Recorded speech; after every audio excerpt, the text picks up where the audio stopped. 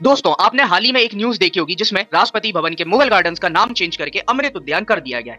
इसके पहले भी बहुत सारे इंसिडेंसेस ऐसे हुए हैं जिनमें शहरों के, रोड्स के और अलग अलग जगहों के नाम चेंज किए गए हैं। जैसे फॉर एग्जांपल इलाहाबाद का नाम चेंज करके प्रयागराज कर दिया गया था, औरंगजेब रोड का नाम चेंज करके एपीजे अब्दुल कलाम रोड कर दिया गया, और ऐसे बहुत सारे इंसिडेंसेस हैं जहां पर इन रोड्स के या फिर शहरों के नाम चेंज किए गए। हाल ही में ये न्यूज निकल के आई है जिसमें राष्ट्रपति भवन के मुगल गार्डन का नाम चेंज करके अब अमृत उद्यान किया गया है। तो आज हम इस वीडियो में इसी के बारे में जानेंगे कि मुगल गार्डन्स क्या होते हैं, राष्ट्रपति भवन में जो गार्डन्स हैं उनके बारे में जानेंगे, और कैसे किसी एक शहर का, गार्डन का या किसी भी प्लेस का नाम चेंज करने की जो प्रोसेस है वो क्या होती है, उसके बारे में आज हम समझने वाले हैं। तो नमस्कार, जय हिंद दोस्तों, स्वागत है आप सभी का मिड पाथ पर। आज के लिए आपका क्वेश्चन आपकी स्क्रीन पर है, वीडियो को अंत तक जरूर देखें, वहां पे आपको इस क्वेश्चन का आंसर मिलेगा। तो न्यूज आते ही सबसे लिए इंपॉर्टेंट हमारे लिए हो जाते हैं मुगल गार्डन्स।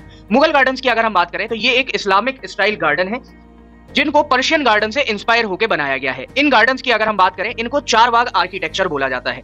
मुगल गार्डन एक तरीके का एक आर्किटेक्चर है। जब भी चारबाग स्टाइल में किसी भी गार्डन को डेवलप किया जाता है तो we can say these are Mughal garden. और ऐसा नहीं है कि राष्ट्रपति भवन में ही केवल मुगल गार्डन मिलेंगे, इस स्टाइल पे बहुत सारे आर्किटेक्चर हैं जिनको डेवलप किया गया, जिनको हम आगे देखने भी वाले हैं।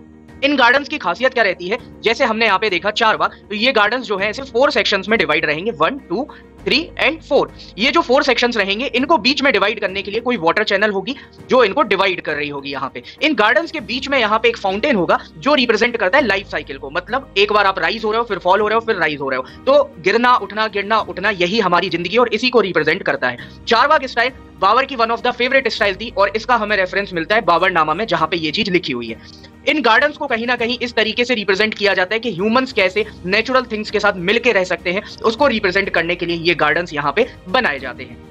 मुगल गार्डन्स की अगर हम बात करें तो राष्ट्रपति भवन के अलावा ये गार्डन्स आपको और कहां देखने को मिलेंगे, तो हुमायूं टॉम्ब दिल्ली, शालीमार बाग दिल्ली, राष्ट्रपति भवन दिल्ली, पिंजौर गार्डन्स हरियाणा, निशात बाग कश्मीर, बीबी का मकबरा औरंगाबाद महाराष्ट्र और ताजमहल उत्तर प्रदेश, ये इसके कुछ एग्जाम्पल हैं जहां पर आपको इस तरीके के मुगल गार्डन्स देखने को मिल सकते हैं। इसके अलावा भी और प्लेसेस हैं, इंक्लूडिंग पाकिस्तान में भी कुछ ऐसी प्लेसेस हैं जहां पर आपको ये मुगल गार्डन्स देखने को मिलेंगे। ये गार्डन्स क्या है, तो एक तरीके का आर्किटेक्चर है जो अभी हमने प्रीवियसली डिस्कस किया, कैसे चारबाग स्टाइल में जो भी गार्डन्स बनाए जाते हैं उनको हम मुगल गार्डन्स बोलते हैं। बात करते हैं राष्ट्रपति भवन में जो गार्डन्स मौजूद हैं उनमें। राष्ट्रपति भवन की अगर हम बात करें तो यहाँ के गार्डन्स को हम 4 एरियाज में डिवाइड कर सकते हैं। एक अभी मेन जिसको हम पढ़ रहे हैं अमृत उद्यान, जिसको पहले मुगल गार्डन के नाम से जाना जाता था। इसके अलावा सेकंड आपका herbal garden, third spiritual garden और फोर्थ आपका म्यूजिकल गार्डन होता है। तो ये 4 तरीके से गार्डन्स को यहाँ पे डिवाइड किया गया है, जिसमें से आज हमारा फोकस रहेगा अमृत उद्यान पे। अमृत उद्यान की बात करें तो इसको फर्दर यहाँ पे और पार्ट्स में डिवाइड किया जाता है। अमृत उद्यान के अंदर सबसे पहला आता है आपका rectangular garden, second is long garden और थर्ड आपके आते हैं सर्कुलर गार्डन, जिसमें से लॉन्ग गार्डन अपने रोजेस के लिए बहुत ज्यादा फेमस है, और वहीं पर अगर सर्कुलर गार्डन की बात करें तो ये पर्ल्स के लिए फेमस है, इसीलिए इसको पर्ल गार्डन या सनकेन गार्डन भी बोला जाता है। अमृत उद्यान के बारे में और बात करें तो ये लगभग 15 एकड़ में फैला हुआ है। प्रेसिडेंशियल पैलेस की सोल भी इसको बोला जाता है। जम्मू कश्मीर के जो मुगल गार्डन्स हैं, ताजमहल के सराउंडिंग में जो गार्डन्स हैं, और पहले इंडिया और पर्शिया की जो मिनिएचर पेंटिंग्स हैं, कहीं ना कहीं इसने वहां से इंस्पिरेशन ली है और उसके बेसिस पर ये गार्डन्स बनाए गए हैं। सर एडविन लुटियंस, जिन्होंने एक तरीके से बोला जाए पूरा दिल्ली का जो नक्शा है उसको डिजाइन किया है, तो उन्होंने ही यहाँ पे अमृत उद्यान की डिजाइनिंग की थी 1917 में। बट यहाँ पे जो सेपलिंग्स लगाई गई, पौधे लगाए गए, वो 1928 और 29 में हुआ। उस टाइम पे हॉर्टिकल्चर के डायरेक्टर विलियम मॉस्टो, इन्होंने लगभग 250 से भी ज्यादा हाइब्रिड रोजेस की, यहाँ पे जो डायरेक्टर ऑफ हॉर्टिकल्चर विलियम मॉस्टे ने 250 से भी ज्यादा हाइब्रिड रोजेस की स्पीशीज को गैदर किया और उनको मुगल गार्डन में प्लांट किया। मुगल गार्डन में कुछ मुगल फीचर्स भी आपको देखने को मिलेंगे, लेकिन साथ में वेस्टर्न फीचर्स का भी एक कॉम्बिनेशन देखने को मिलेगा। तो मुगल की अगर बात करें तो कैनाल टेरेसेस और फ्लावरिंग श्रब, वहीं पे यूरोपियन फ्लावर बेड्स, लॉन्स और प्राइवेट हेजेस, इन दोनों का कॉम्बिनेशन आपको यहाँ पे देखने को मिलता है।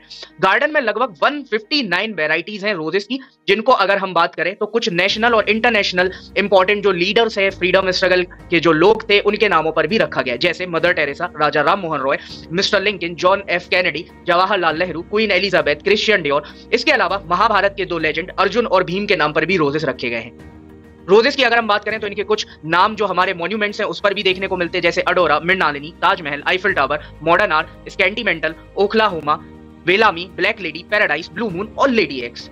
अब ये जो मुगल गार्डन्स हैं, ये जो ओरिजिनल मुगल गार्डन का फॉर्म था उसमें नहीं रह गए हैं। इसका फॉर्म जो है वो टाइम बाय टाइम चेंज हो चुका है, इसीलिए सालों से इसमें मांग भी उठ रही थी इसका नाम चेंज करने की, जिसमें सबसे मेजर मांग थी हिंदू महासभा की। अब यहाँ पे चेंजेस क्या क्या आए हैं, तो सबसे पहले सी राजगोपालाचारी ने यहाँ पे न्यूट्रिशन गार्डन डेवलप किया था, जिसको दाली खाना भी बोला जाता है। पहली बार यहाँ पे इन्होंने ग्रेन्स उगाए थे, हमारे देश में उस टाइम पे जो फूड शॉर्टेजेस चल रहा था, तो एज अ सिंबलिज्म इन्होंने यहाँ पे ग्रेन उगाया था, वहां पे न्यूट्रिशन गार्डन डेवलप हुआ। उसके बाद राष्ट्रपति KR नारायणन आते हैं, इन्होंने centre for science and environment के साथ यहाँ पे रेन वाटर हार्वेस्टिंग स्टार्ट की।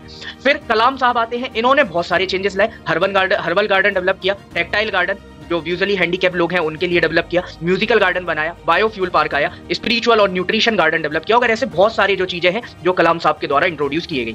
बाद में प्रतिभा पाटिल जी प्रेसिडेंट बनती है, तो उन्होंने बोनसाई गार्डन और प्रोजेक्ट रोशनी स्टार्ट किया। प्रोजेक्ट रोशनी में जो प्रेसिडेंट पहले से उसको एनवायरमेंट फ्रेंडली बनाना था, यहाँ पे रिन्यूएबल एनर्जी के जो रिसोर्सेज हैं उनको यूज किया गया। दोस्तों मैं आपके लिए कोर्स लेके आ रहा हूं जिसमें आप prelims specific daily current affair, monthly current affair, current linked static topics in सबको पढ़ सकते हैं। वीकली टेस्ट पेपर हम कंडक्ट करते हैं, 1-on-1 मेंटरशिप होती है, लाइव क्लासेस होती हैं, डाउट सेशन होते हैं, माइंड मैप, नोट्स और डिस्कशन, ऐसी बहुत सारी चीजें मिलेंगी आपको इस कोर्स में। डिटेल्स आप डिस्क्रिप्शन बॉक्स में जाके जो भी लिंक्स हैं उन पर क्लिक करके हमारे जो डेजिग्नेटेड प्लेटफॉर्म्स हैं उन पर हमें कनेक्ट कर सकते हो। मेल ID कॉन्टैक्ट नंबर आपको नीचे दिया गया है, उस पर आप कॉल कर सकते हो। बात करते हैं किसी भी शहर का नाम चेंज करना हो, किसी रोड का नाम चेंज करना हो, तो उसको प्रोसीजर क्या होता है। तो मिनिस्ट्री ऑफ होम अफेयर्स की कुछ गाइडलाइंस दी हुई हैं जिनको फॉलो करना होता है। गाइडलाइंस में अगर हम बात करें, कुछ इंपॉर्टेंट चीजें हैं, जैसे कि अगर आप किसी शहर का नाम चेंज कर रहे हो तो जिसके नाम पर आप रखना चाह रहे हो उसका कोई हिस्टोरिकल सिग्निफिकेंस होना चाहिए, या फिर स्पिरिचुअल, या किसी ना किसी तरीके से वो इंपॉर्टेंट होनी चाहिए। तो इस तरीके की कुछ गाइडलाइंस दी गई हैं जिनको फॉलो करना पड़ता है। नेम चेंज का प्रपोजल कोई भी एक रिप्रेजेंटेटिव ला सकता है, वो MP भी हो सकता है, MLA भी हो सकता है, या किसी और तरीके का भी रिप्रेजेंटेटिव हो सकता है। प्रपोजल कहां लाएगा, तो ऐसी गवर्नमेंट एजेंसी जिसकी उस एरिया के ऊपर ज्यूरिसडिक्शन आती हो। एग्जांपल के लिए अगर किसी भी सिटी का नेम चेंज करना है तो वो प्रपोजल वहां की म्युनिसिपैलिटी को दिया जाएगा, वो म्युनिसिपैलिटी जो है प्रपोजल को कैबिनेट को फॉरवर्ड करेगी। वहीं पे अगर किसी एक स्टेट का नाम चेंज करना है तो वो प्रपोजल दिया जाएगा आपका पार्लियामेंट में। तो ऐसे ज्यूरिसडिक्शन किसके ऊपर आती है, जैसे फॉर एग्जाम्पल अभी औरंगजेब रोड का नाम चेंज किया गया था, तो ज्यूरिसडिक्शन थी NDMC की, तो प्रपोजल गया NDMC के पास। प्रपोजल जाने के बाद क्या होगा, उस पर डिस्कशंस होंगे। डिस्कशन के बाद जैसे NDMC की काउंसिल में 13 मेंबर थे, तो वो वोटिंग करेंगे। मेजॉरिटी के साथ अगर ये वोटिंग में रेजोल्यूशन पास हो जाता है तो देन वहां पे जो डिसीजन है उस पर्टिकुलर एरिया के DM या फिर जो भी अथॉरिटी वहां होगी, फॉर एग्जांपल जैसे अभी प्रेसिडेंट हाउस में राष्ट्रपति भवन का सेक्रेटेरिएट था, तो उसको डिसीजन फॉरवर्ड कर दिया जाएगा। देन फाइनली वो अथॉरिटी सबको इन्फॉर्म करके उस एरिया का, उस लोकेलिटी का, उस शहर का या उस रोड का नाम चेंज कर देगी। जैसे अभी मुगल गार्डन का नाम चेंज करके अमृत उद्यान कर दिया गया। तो ये पूरी प्रोसेस थी नेम चेंजिंग की। अब आपको जो क्वेश्चन दिया गया था उसका आंसर देख लेते हैं। निशात बाग सर आपका कश्मीर में लोकेटेड है और पिंजौर गार्डन आपका हरियाणा में लोकेटेड है। तो स्टार्टिंग के दो पेयर्स जो हैं ये इनकरेक्टली मैच्ड हैं, इसलिए correct answer will be C 1 and 2। इस तरीके की और अमेजिंग वीडियोस देखने के लिए आप चैनल पर बने रहें। अभी तक वीडियो को लाइक नहीं किया है तो लाइक कर दें, और चैनल को सब्सक्राइब नहीं किया है तो जल्दी से जाके चैनल को सब्सक्राइब करो। वीडियो को जितना ज्यादा हो सके उतना शेयर करो। So thanks for watching this video. Thank you so much. जय हिंद।